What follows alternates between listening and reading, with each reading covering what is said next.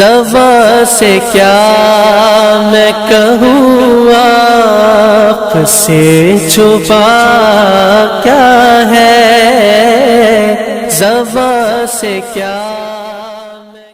حضرات محترم، آج ایک بار پھر سلطنت مصطفیٰ چینل پر حاضر خدمت ہوں۔ دعا اللہ تبارک و تعالیٰ کی پاک بارگاہ میں آپ سب خیر و عافیت سے ہوں گے۔ ناظرین، آج ہمارا موضوع گناہ صغیرہ، کبھی کبیرہ اور کبھی کفر ہے۔ آج حدیث کی روشنی میں انشاءاللہ تبارک و تعالیٰ اس کے حوالے سے گفتگو ہوگی۔ دعا کیجیے اللہ کریم ہم سب کو عمل کی توفیق عطا فرمائے۔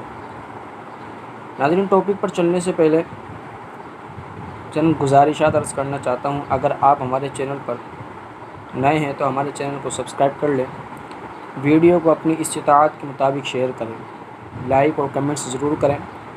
جب تک ویڈیو شیئر ہوتی رہے گی اللہ تبارک و تعالی ہم سب کو ثواب عطا فرماتا رہے گا۔ اور حضور صلی اللہ تعالی علیہ وسلم کے فرمان کے مطابق جو بھی نیکی کا کام کرتا ہے یا نیکی کے کام میں مدد کرتا ہے اپنے دوسرے مسلمان بھائی کی، تو اللہ تبارک و تعالی دونوں کو برابر ثواب عطا فرماتا ہے۔ اللہ تبارک و تعالی ہمیں علم سیکھ کر دوسروں کو سکھانے اور دوسروں کو بتانے کی توفیق عطا فرمائے۔ چلتا ہوں آج ٹاپک کی جانب۔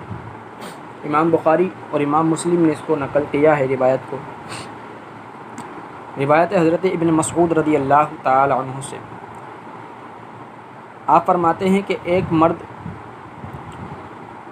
مرد نے کسی عورت کا بوسہ لیا، پھر نبی صلی اللہ علیہ وسلم کی خدمت میں آیا اور آپ کو یہ خبر دی، تو اللہ تبارک و تعالی نے یہ آیت نازل فرمائی۔ فانزل اللہ تعالی، اللہ نے یہ آیت نازل فرمائی، وَأَقِمِ الصَّلَاةَ صَلَاتِ طَرَفَيِ النَّهَارِ وَزُلْفًا مِّنَ اللَّيْلِ إِنَّ الْحَسَنَاتِ يُذْهِبْنَ السَّيِّئَاتِ۔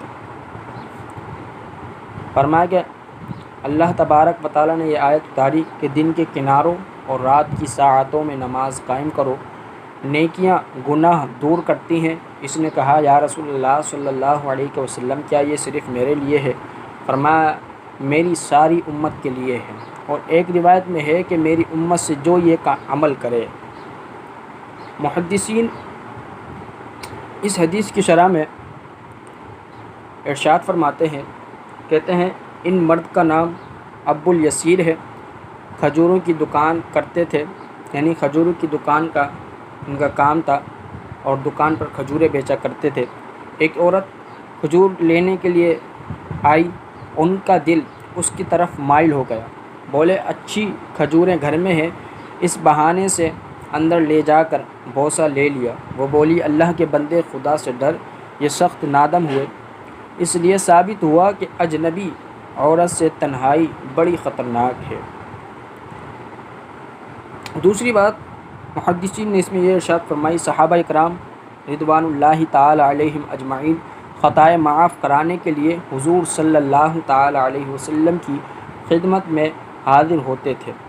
اس آیت پر یہ عمل کرتے ہوئے وَلَوْ أَنَّهُمْ إِذْ ظَلَمُوا أَنفُسَهُمْ جَاءُوكَ، اور اگر جب وہ اپنی جانوں پر ظلم کریں۔ ترجمہ کنز ایمان۔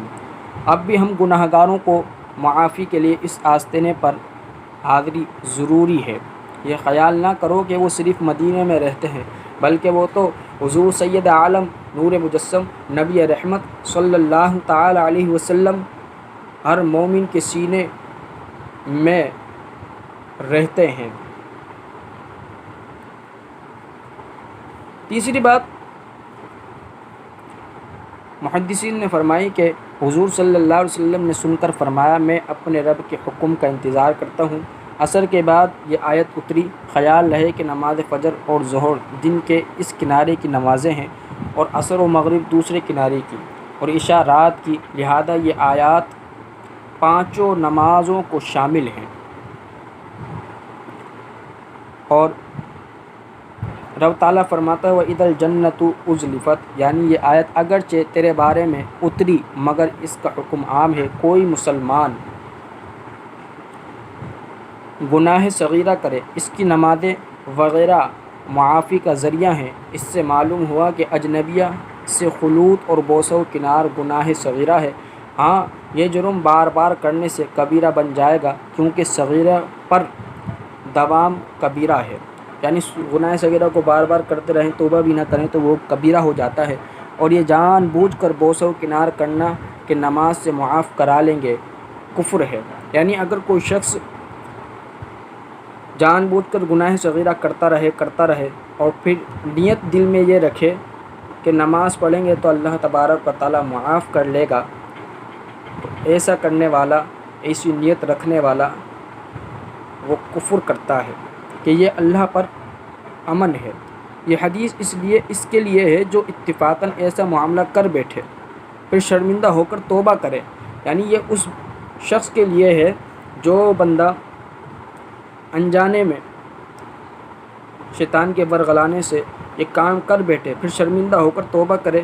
لہذا حدیث پر یہ اعتراض نہیں کہ اس میں ان حرکتوں کی اجازت دے دی گئی ہے، جہاں یہ بالکل قطعاً یہ معنی نہیں ہے۔ اگر کوئی بندہ سمجھے کہ حدیث میں اس کام کی اجازت دے گئی ہے، بالکل ایسا نہیں ہے، بلکہ حضور سید عالم نور مجسم نبی رحمت صلی اللہ تعالی علیہ وسلم نے گناہوں سے بچنے کی ترغیب دی ہے۔ اور اس حدیث میں من امتی کے الفاظ آئے، فرمانے سے معلوم ہوا ہے کہ یہ آسانیاں صرف اس امت کے لیے ہے، گزشتہ امتوں کی معافی بہت مشکل ہوتی تھی۔ دعا ہے اللہ تبارک و تعالیٰ کی پاک بارگاہ میں اللہ تبارک و تعالیٰ ہمیں گناہوں سے بچنے کی توفیق عطا فرمائے۔ وآخر دعوانا ان الحمد للہ رب العالمین۔